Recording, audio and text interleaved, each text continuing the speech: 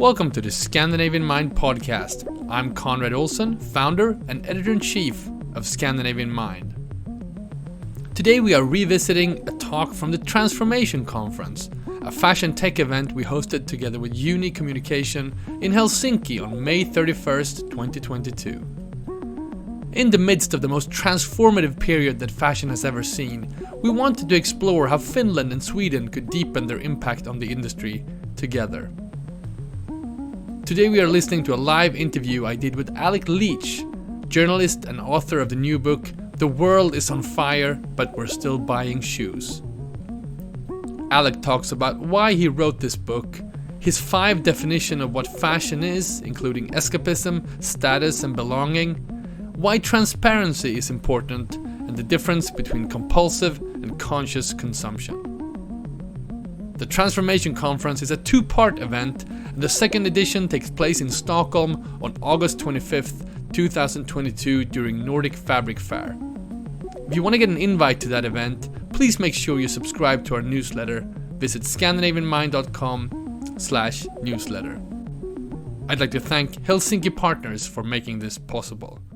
Here now, my conversation with Alec Leach from the Transformation Conference. Enjoy.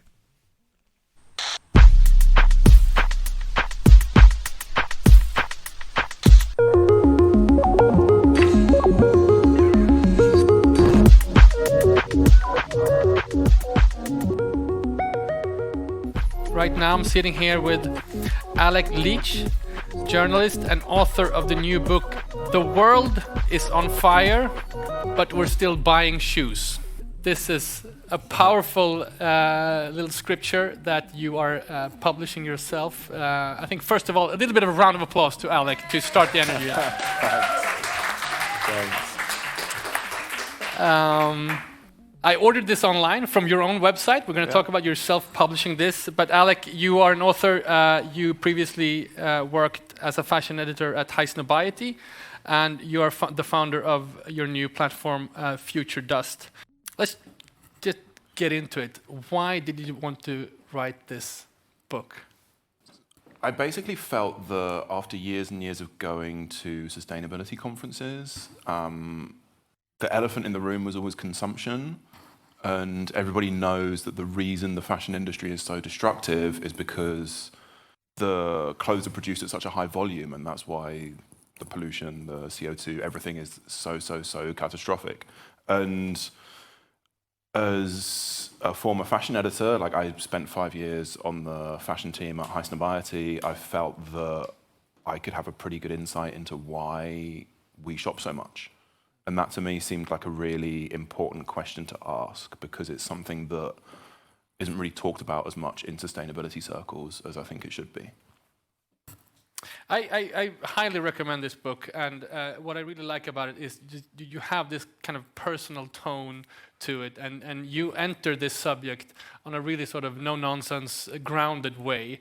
And we're going to get into some of the chapters and stuff that you talk about, but because, you know, you spend a better part of the book talking about kind of the problem, and in the end, a little bit about the solution. And am I right in understanding that the solution is, put it simply, buy less, buy better stuff, take care of your clothes, use them longer? Am I right there? Yeah, like I spend the book's only 4 chapters. It's really short, and the first 3 are about why we buy so much stuff. And the last one is just about why we should buy it less, just because the answer is really simple, actually. And I didn't think it needed as much explaining. You know, like buy less, buy better, make it last is a real kind of cliche in sustainable fashion circles, but it's true. And for me, it was really important to talk about consumerism in a way that felt like an opportunity, not guilt-tripping people, which again is something that I think is a really big problem in sustainability circles, is people end up just like looking down their noses at people who shop at H&M, and that's like particularly problematic when you remember that so many people in fashion have a closet full of Prada, and it's like there's so many compulsive shopping habits in like expensive circles as well. You know, I was working for 5 years at a publication that was basically covering daily new sneaker releases. And so it was just really important for me to kind of frame it not just about fast fashion, because the problem is the entire industry, and also to frame it in a way that felt like it would be an opportunity, which is why I think buying less stuff is just a really good way of buying better. Well, even though it sounds like a cliche, we've heard it before, I think what you do in the book is you're putting nuance to it. And one of the things I really appreciate in the beginning of the book, you talked about essentially what fashion is for the consumer. And many people can distill it down to identity, but you actually make it a little bit more granular. You talk about escapism, status, belonging, novelty, and stimulation. Can we just go into some of these definitions? I thought they were kind of new to me, the way you framed them. Maybe some of them, and perhaps all. So, like when I was thinking about the book and thinking about the issues in it, every time you put like a microphone in front of somebody that works in fashion, they would always say like, "Well, fashion says a lot about identity, and it's really fascinating because of that." And that to me just wasn't really enough. I was always thinking like, well, what does it say about identity, and what does it say about who we think we are? So I just thought I would dig really, really deeply into that, and that's why a lot of the references that I pull out in the book are kind of from. I have an interview from Christianity Today. There's a section from like a Buddhist teacher. There's a bit inspired by like Alain de Botton. There's a lot more kind of philosophical things going on, just because when we get dressed, we present an idealized version of ourselves to the rest of the world, and that's quite a philosophical thing. And I ended up with those 5 different themes because that's just what I saw when I really looked into it. And let's dig into some of these. Escapism. Why is fashion escapism? Because the world sucks and we want to pretend that it doesn't, I guess, would be the like simple answer. But like, you know, people when people are shopping, they kind of imagine a idealized future where, you know, you're head to toe in Margiela and everything's fine. And that's kind of a lot of the... That resonated with the audience. We have a lot of fashion journalists here. Like, yeah, and that's like one of, in my opinion, that's like a really big driver behind our shopping habits. And then there's, you know, status is the obvious one. Like, we want to show off in front of our friends, while at the same time belonging. You know, feeling part of a group. Novelty is just like, I think there's just like a really old like monkey part of our brains that just like likes new stuff. And stimulation was about how it's really easy to buy things just to kind of scratch the itch or to take the edge off. That dopamine hit. Yeah. It's interesting. Fashion is almost like a social media that way. Just craving the new, craving the hit. Yeah, for sure. A big part of the book is about the topic of sustainability, and I'm curious to hear your definitions about it. But I think what's interesting is you highlight the fact that people don't actually know how clothes are produced, like all the different steps, and you go into this whole notion of you know, made in somewhere, and that's not really true because there's a whole chain of things that happens before it's sort of made in a country. But can you go through some of those steps? And because it seems important to you that people, consumers, have a better understanding about this. Yeah, I think, you know, it's a really, really huge issue, not just with consumers, in the industry in general, is that people just don't know how things are made. And there's a like marketing psychologists call it friction, which is basically where you make buying something more difficult. So the reason we have like instant PayPal checkouts and free returns and really fast shipping is to remove friction, to make shopping easier.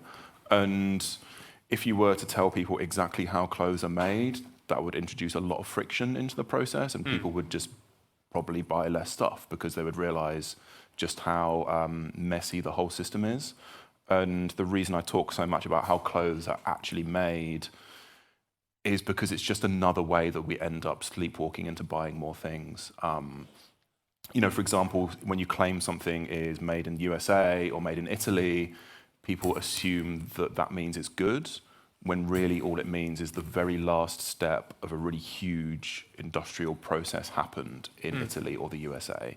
And if you told someone that the product you were buying wasn't actually made in Italy, it was cotton grown in Uzbekistan, spun in Bangladesh, woven in Pakistan, dyed in India, printed in Morocco, cut and sewn in Turkey, and then had a label attached on it in Italy, that would seem, you don't get very excited about buying that, but that's like the reality of what happens. And for me, it was really important to kind of lift the curtain on that. What are you like hopeful or? Why is that funny? I don't know why is that funny. Humor to lighten the load. A part of the topic here today is we have companies that are wanting to put forward alternative ways of doing things, and what you put forward there is complexities because you have to communicate this or at least signal this to the consumer somehow. And what you're kind of unveiling is there's so much complexity, and what you're saying essentially is the fashion brands have no incentive of adding this complexity to their marketing, to their checkout process, and so forth. Do you think we'll ever be in a situation where the fashion brands will add this onto their sort of sales and communication? Yeah, I mean, I don't think all of them will. I don't think all of them really need to. Like, there's a lot of brands out there that, like the small independent designers that do really beautiful things. Like, I'm not sure if it's really up to them to fix the fashion industry. But if we talk about big fashion, like the really huge corporations at the top of it, then I don't know. Like, the thing with greenwashing is it's so short-sighted, in my opinion, and I think the fashion industry seems to think that everybody is going to want to buy mountains of clothes for the rest of their lives, and that even when consumers start to like actually feel the effects of climate change, because none of us have really felt the effects of climate change, really, and that's only going to get worse. I think the fashion industry is really kidding itself if it thinks that once we do start to feel the effects of climate change, people are still going to want to buy clothes from brands that have lied to them for 15, 20 years about it. And that to me is just a really, really short-sighted way of looking at it. Yeah. I'm curious, I mean, because I've been doing quite a lot of research on this as well, and when we produce stories for the magazine, I've always tried to find kind of like the current state of the fashion industry. How much are we actually producing and so forth? And sometimes you find the number 130, 150 billion garments produced each year. I think you have the same kind of range in there. It's a little less, perhaps. But the challenge here is there are no official numbers. Yeah. There's nothing that shows what this industry actually, how big the impact is actually. Can you talk a little bit about your process in trying to sort of grasp the hugeness of it? Yeah, I mean, honestly, the hugeness of it was a really big reason that I decided to get into sustainability in the first place. Like, I would, at my old job at High Snobiety, I would do a not even that brutal fashion week schedule. Like, I would just do the men's circuit, so it would just be London, Pitti, Milan, Paris, twice a year, which for a lot of editors isn't really that bad. But like, doing that I was so burnt out by all of the newness at the end of it. And what really blew my mind was that every single fashion week I went to, the center of every city was filled with stores that I'd never even heard of. Like, I'd never heard of, I don't know, there's a bunch of stores in Paris where I'd be walking past it and be like, I've literally never heard of this. And it's like, apparently a huge business that sells mountains of clothes every season. And the kind of hugeness of the fashion industry was something that really kind of burnt me out by the end of it. Because you just end up thinking, what's this all for? But is it hard to find like hard data on how big the fashion industry is? Yeah, really hard. The number I quote in the book is, I think, between 80 and 150 billion garments in the year, which is... That's quite a big difference. Yeah, it's a really big difference. 150 is almost double 80, but the industry's so opaque and it's so difficult to get any hard data on anything that you can't make an accurate guess on it. And it's just one of those things, like, anybody in sustainability will tell you spend about 10 minutes thinking about something, and it always comes back to the fact that our societies just don't regulate businesses enough. Right. This is what it always comes back to, in my opinion. There is some regulation happening, on the EU level. We'll get into that later in this program. You now work as a writer, but you also advise brands on this topic of sustainability. I'm curious to hear what do brands want you to help them with, and what do you help them with? I imagine those two are maybe not the same. Yeah. I would say I work more in transparency than sustainability, just because, sustainability always comes down to the way we make things and the way we structure businesses. And, I'm an editor, I'm a writer, that's not really what I do. It's more about how brands present themselves to the world. And, for me, transparency is really about insurance in that, if you don't lie to people about things, then when things get worse, they're not going to be able to.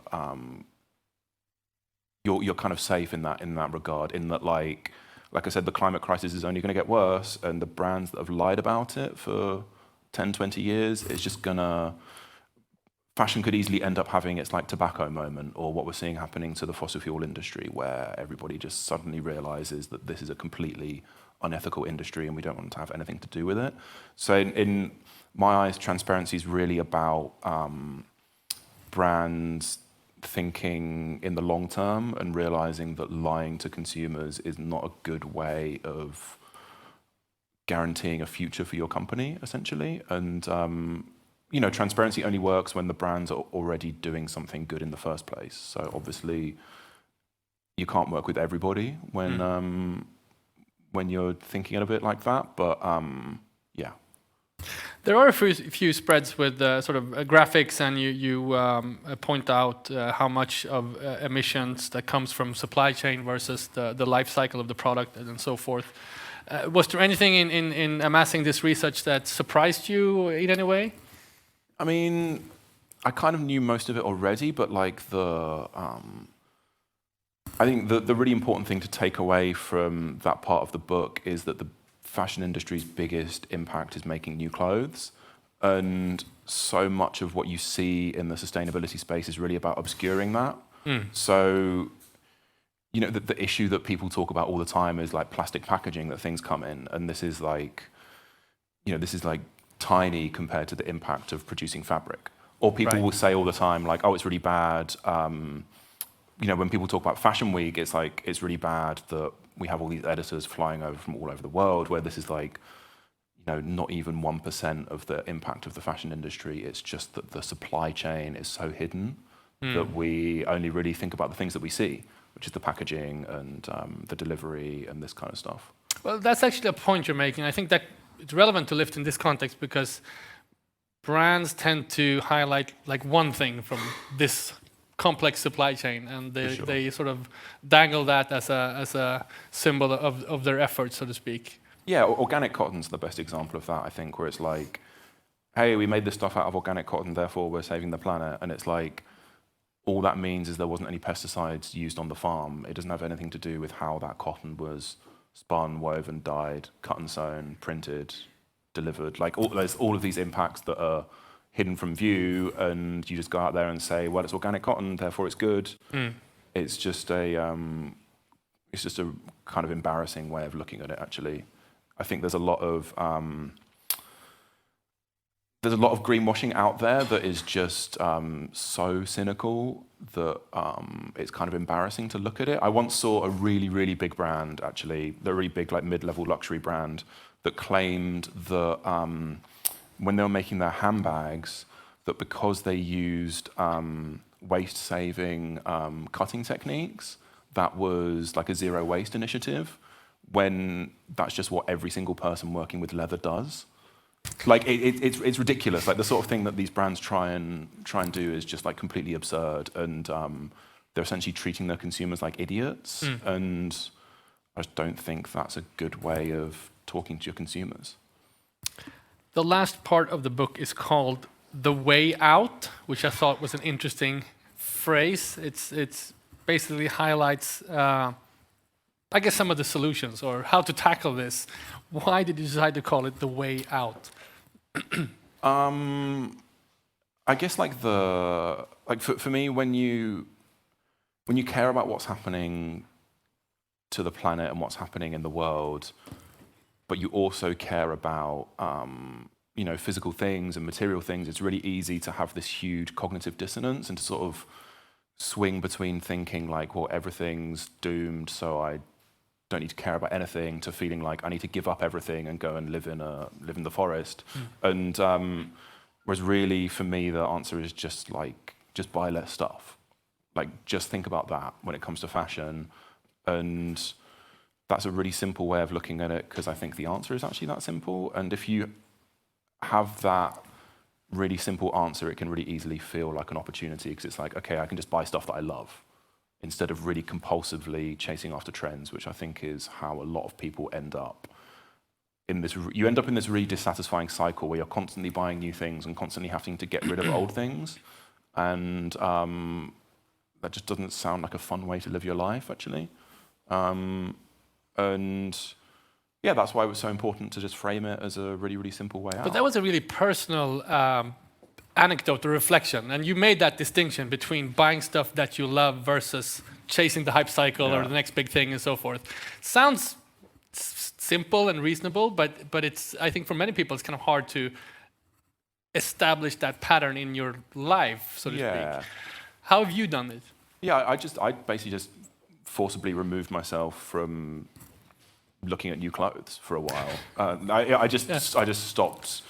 You forcibly remove yourself? Yeah, I just stopped caring about what GQ and Vogue thought was cool. Like I just stopped following them, stopped looking at new stuff on Instagram, stopped following street style, stopped following influencers. Like I just removed myself from that for a while, and just started asking like, well, what do I want to wear, and how do I want to dress? And it's a lot more. It's actually a much simpler kind of process than I think. It seems really difficult because it's so inescapable, but you really just have to. It takes a lot of self-confidence to say no to something that everybody else is doing, and I think there's a quote by Rachel Tashjian from GQ. She's at Harper's Bazaar now, but she talks about fashion being an opportunity to build your self-confidence, and I think that only really works when you are saying no to things that you don't want to do, and that for me is just it's been like a really healthy process. Just out of curiosity, has this changed the way you dress, doing this process of buying what you love versus kind of chasing? Not so much. Like the funny thing is I just realized that I just had a ton of stuff in my wardrobe that I never wore, and that I spent loads of money on, and I wore it like 3 times. And it's honestly not changed what I wear that much. It's definitely changed. Shopping's a lot slower now, and it can take a really long time to find something that I really love. But when I do, I'm just really, really happy with it, so it feels great. So your wardrobe is smaller? Yeah. You talk about the difference between compulsive and conscious consumption. What do you mean by that? Compulsive consumption is just how the world wants us to shop, I guess. It's buying things really quickly. Like, to go back to what I said about friction, it's about buying with 0 friction. It's about seeing something, wanting it, and buying it straight away. And that is kind of the ideal fashion consumer, I suppose. And I can't help but think that sometimes the reason fashion makes people feel so bad about themselves is because they will then buy things so compulsively, because you just want to scratch the itch, or you want to fix something that feels missing in your life. And I think it's just always a really, really dissatisfying cycle, that way of looking at it. And conscious consumption is just about thinking about what you really want and looking at it in a much more intentional kind of way. Alec, I want to end by asking about the way you operate right now. We're talking about sustainable business models, and you have actually decided to publish this yourself. Can you talk a little bit about your setup and why you're doing it? Yeah, so when I decided to do it, I thought the 2 things were like, I wanted it to be in cool shops that I really liked and not on Amazon, and it also needed to come out really quickly after the pandemic. And I did like a really small amount of research, and it turns out like a conventional publishing deal wasn't going to be able to do either of those. And so I was just like, okay, I'll just self-publish it because I want it to be in really cool shops that I really like, and it needs to happen like after the pandemic, just because it's such a kind of relevant issue right now. And so I self-published it, and basically like the whole project was kind of built from the ground up as a way of like, I just feel like most non-fiction books are twice as long as they need to be, and they all look the same, and they're all in a mountain of non-fiction books like on Amazon, and a lot of young authors end up in this position where like they've done a 300-page book that could have been 150, 200 pages, and then they release it, and then they have to tell everybody, hey, please buy my book, but please don't buy it on Amazon. But also, if you could give it a review on Amazon, that'd be really good, because it's really good for the algorithm. Like, you just end up in this, like, caught in this machine that I just didn't really want to be in. And I wanted to do a book that was short. I wanted to do a book that was small. I wanted to do a book that was in really cool shops. I wanted to do a book that that looked really, really good. And it was just like, okay, if I front the money myself, then I can do all of those things, and hopefully it pays off. And because I was doing it all in the middle of the pandemic, I wasn't spending any money anyway, so I just kind of I could make it work. And it's really, really paid off, actually, and it feels like this is just the way that I'm going to publish from now on. And it also, the margin is like 5 times what it would be if I was going through a conventional publishing house. I just have to build the business myself. But because I wrote a really short book that's like a third of the length of most other people's books, I have the time to think about order fulfillment and Shopify and this kind of stuff. I'm trying to imagine your book, The World is on Fire, but we're still buying shoes, in a cool shop next to shoes. Have you seen that? Sure. Yeah, I don't mind. Like, as long as people buy it, I'm really not that bothered. But like the whole thinking behind it was like, I know that so much of the conventional sustainability narrative like doesn't really make it into proper fashion, and as someone that had worked as an editor for 5 years and had been to Paris Fashion Week twice a year for a really long time, it just felt like doing a conventional sustainability book didn't really make sense, and that there was a lot of potential for me to speak to people that might not normally think about sustainability. Because so much of it's directed at fast fashion shoppers, which is great and it's super important, but that didn't really feel like what my audience was. Alec Leach, journalist, author, thank you so much for sharing your insights today. Thank you. Thanks.